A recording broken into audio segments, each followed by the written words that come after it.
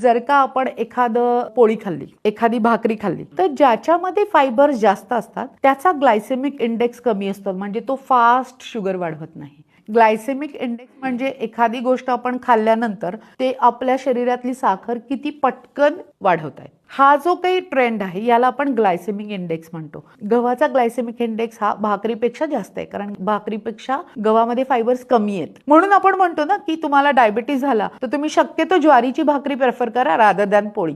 तसंच राईसचा glycaemic index पण जास्त आहे, त्याच्यामुळे राईस पण खाल्ल्यानंतर तुम्ही त्याचं शुगर जे वाढते ती फास्ट वाढते, पण प्रत्येकामध्ये नाही. कारण राईस म्हणा किंवा गहू म्हणा किंवा ज्वारी म्हणा हा कॉम्प्लेक्स कार्ब आहे, सिंपल शुगर नाहीये ती. समजा पोहे खाल्लेत एक वाटी तरी तुम्ही 6 ते 7 चमचे साखर खाताय, पण दॅट इज कॉम्प्लेक्स कार्ब. ती साखर हा एक प्रकार आणि तुमचा कॉम्प्लेक्स कार्ब ज्याच्यामध्ये फायबर्स असतात हा प्रकार, हे दोन्ही वेगवेगळ्या प्रकारे ऍक्ट करतात. जेव्हा तुम्ही चिप्स खाता किंवा एखादा केक खाता तेव्हा तो डायरेक्ट तुमची शुगर वाढवतोय, कारण त्याच्यामध्ये फायबर्स नावाचा काही प्रकारच नाहीये, त्याच्यामुळे ती शुगर अशी फास्ट वाढते.